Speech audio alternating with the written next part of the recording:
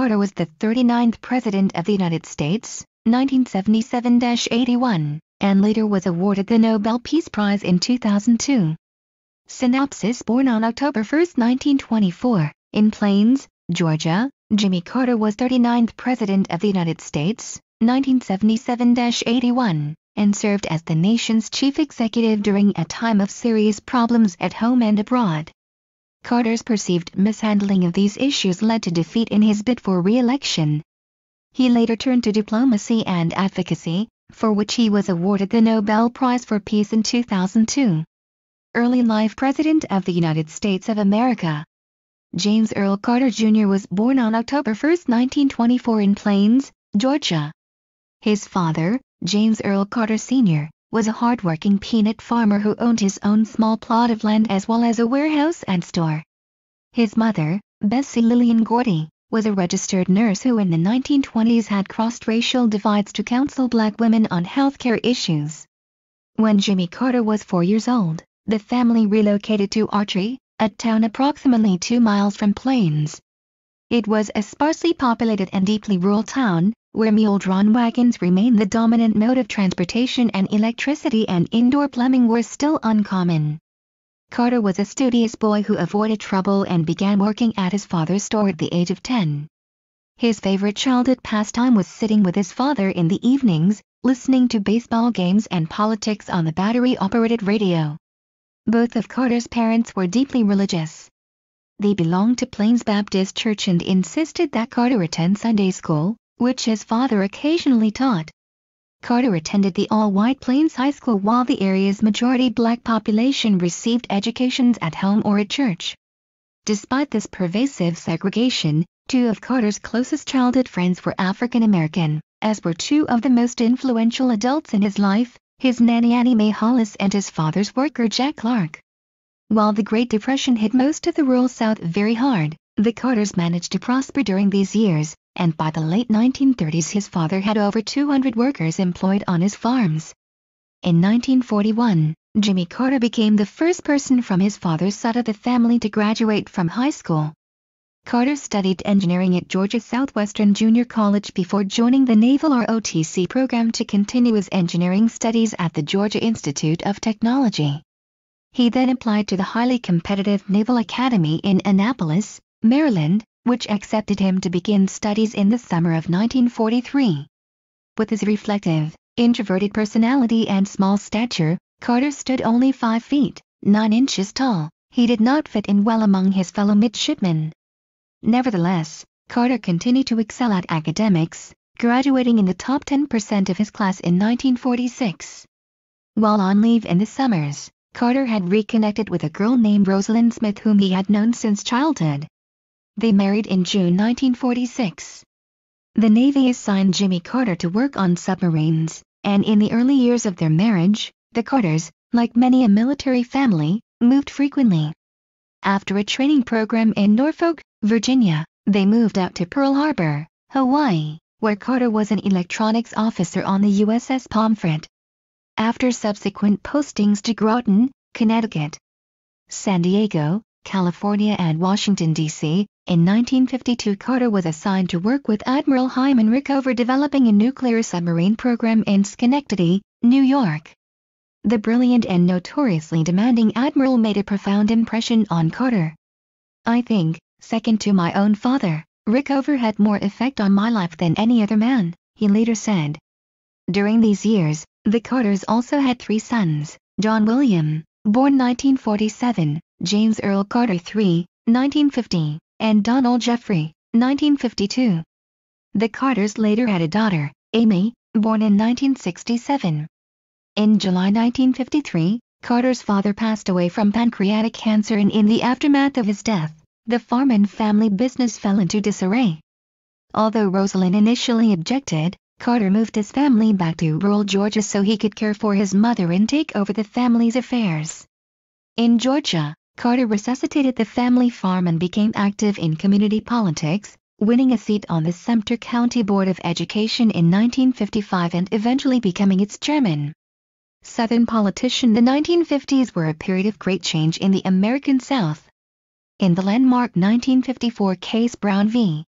Board of Education, the United States Supreme Court unanimously ordered the desegregation of public schools, and in the aftermath of that decision, civil rights protesters vociferously demanded an end to all forms of racial discrimination. However, politics in the rural South still largely reflected the reactionary racial outlook of the Old South. Carter was the only white man in Plains to refuse to join a segregationist group called the White Citizens Council, and shortly afterward he found a sign on the front door of his home that read, "Coons and Carters go together." It was not until the 1962 Supreme Court ruling in Baker v.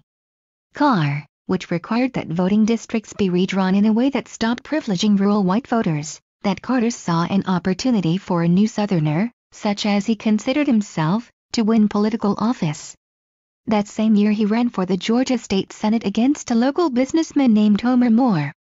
Although the initial vote showed that Moore had won the election, it was blatantly obvious that his victory was the result of widespread fraud.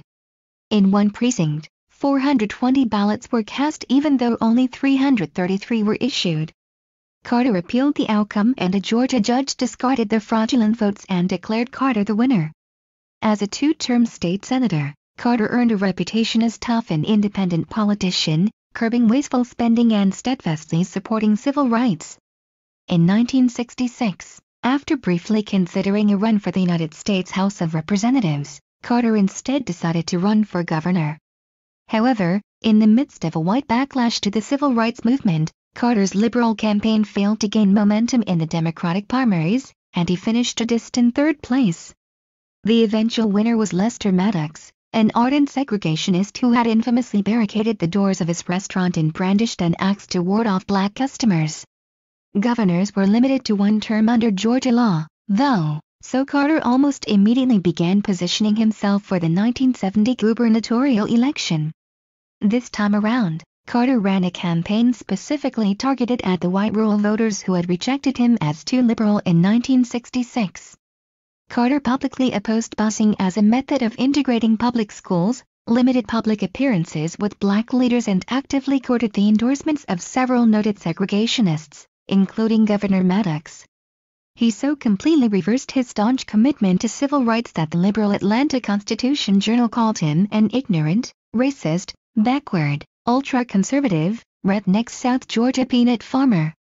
Nevertheless, the strategy worked, and in 1970 Carter defeated Carl Sanders to become governor of Georgia. Once he was elected governor, Carter largely returned to the progressive values he had promoted earlier in his career. He publicly called for an end to segregation, increased the number of black officials in state government by 25%, and promoted education and prison reform. Carter's signature accomplishment as governor was slashing and streamlining the enormous state bureaucracy into a lean and efficient machine. However, Carter showed disdain for the niceties of political decorum and alienated many traditional Democratic allies, with whom he might otherwise have worked closely. On the national stage, always forward-thinking, Carter carefully observed the national political currents of the 1970s. After the liberal George McGovern got pounded by Republican Richard Nixon in the 1972 presidential election, Carter decided the Democrats needed a centrist figure to regain the presidency in 1976.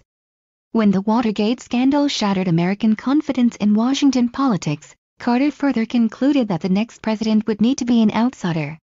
He thought he fit the bill on both counts. Jimmy Carter was one of 10 candidates for the Democratic presidential nomination in 1976, and at first he was probably the least well-known. However, in a time of deep frustration with establishment politicians, Carter's anonymity proved an advantage. He campaigned on such centrist themes as reducing government waste, balancing the budget, and increasing government assistance to the poor. However, the centerpieces of Carter's appeal were his outsider status and his integrity. "I'll never tell a lie," Carter famously declared. "I'll never avoid a controversial issue." Another of his pithy campaign slogans was "A leader, for a change." These themes hit home with an electorate feeling betrayed by its own government during the Watergate scandal. Carter secured the Democratic nomination to challenge the Republican incumbent General Ford, Nixon's erstwhile vice president, who had assumed the presidency when Nixon resigned in the aftermath of Watergate. Although Carter entered the race with a double-digit lead over the unexciting Ford, he made several gaffes that narrowed the polls. Most prominently, in an interview with Playboy, Carter admitted to committing adultery in his heart and made several other glib remarks about sex and infidelity that alienated many voters. Although the election turned out much closer than initially expected, Carter nevertheless won to become the 39th President of the United States of America. Taking office, Carter assumed the presidency in a time of considerable optimism, initially enjoying sky-high approval ratings. Symbolizing his commitment to a new kind of leadership, after his inaugural address, Carter got out of his limousine to walk to the White House amongst his supporters. Carter's main domestic priority involved energy policy. With oil prices rising, and in the aftermath of the 1973 oil embargo, Carter believed it imperative to cure the United States of its dependence on foreign oil. Although Carter succeeded in decreasing foreign oil consumption by 8% and developing huge emergency stores of oil and natural gas, the Iranian Revolution of 1979 again drove up oil prices and led to long lines at gas stations, overshadowing Carter's achievements. Carter's foreign policy centered around a promise to make human rights a central concern in the United States' relations with other countries.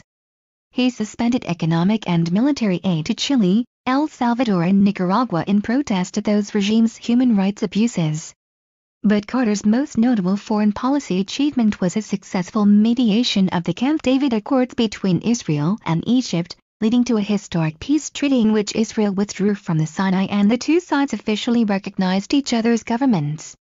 However, despite these noteworthy achievements, Carter's presidency was widely considered a failure. He had very poor relationships with Congress and the media, stifling his ability to enact legislation or effectively communicate his policies. In 1979, Carter delivered a disastrous speech, referred to as the Crisis of Confidence speech, in which he seemed to blame America's problems on the poor spirit of its people. Several foreign policy blunders also contributed to Carter's loosening grip on the presidency. His secret negotiations to return the Panama Canal to Panama led many people to believe he was a weak leader who had given away the canal without securing necessary provisions for defending U.S. interests. Iran hostage crisis, probably the biggest factor in Carter's declining political fortunes, however, was the Iranian hostage crisis. In November 1979, radical Iranian students seized the United States Embassy in Tehran, taking 66 Americans hostage. Carter's failure to negotiate the hostages' release, followed by a badly botched rescue mission, made him look like an impotent leader who had been outmaneuvered by a group of radical students. The hostages were held for 444 days before finally being released on the day Carter left office. Ronald Reagan, the former actor and governor of California, challenged Carter for the presidency in 1980. Reagan ran a smooth and effective campaign, simply asking voters, "Are you better off than you were 4 years ago?"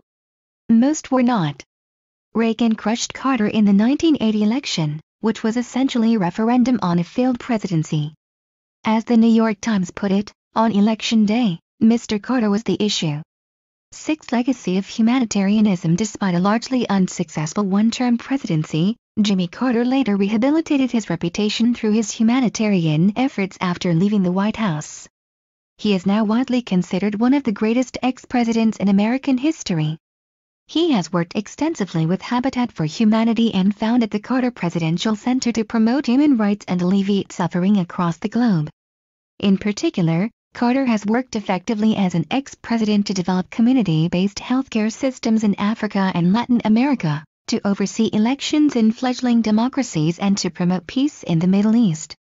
In 2002, Jimmy Carter received the Nobel Peace Prize for his decades of untiring effort to find peaceful solutions to international conflicts, to advance democracy and human rights, and to promote economic and social development.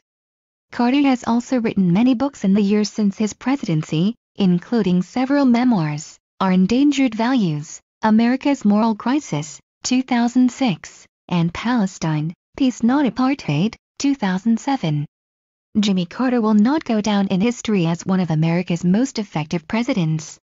However, because of his tireless work both before and since his presidency in support of equality, human rights and the alleviation of human suffering, Carter will go down as one of the nation's great social activists. Delivering his Nobel lecture in 2002, Carter concluded with words that can be seen as both his life mission and his call to action for future generations. The bond of our common humanity is stronger than the divisiveness of our fears and prejudices, he said. God gives us the capacity for choice. We can choose to alleviate suffering. We can choose to work together for peace. We can make these changes, and we must.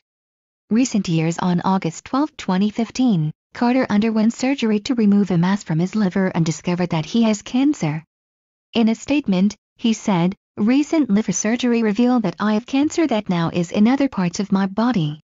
I will be rearranging my schedule as necessary so I can undergo treatment by physicians at Emory Healthcare." A week later, on August 20, Carter held a news conference with his wife Rosalind by his side where he said doctors had found melanoma, 4 very small spots, on his brain. He explained that he would begin radiation treatment that day and would have to alter his busy schedule fairly dramatically. "I'm perfectly at ease with whatever comes," the former president said, adding that he has led a wonderful life. "Now I feel it's in the hands of God." In early December, Carter officially announced that an examination had revealed no trace of the 4 brain lesions.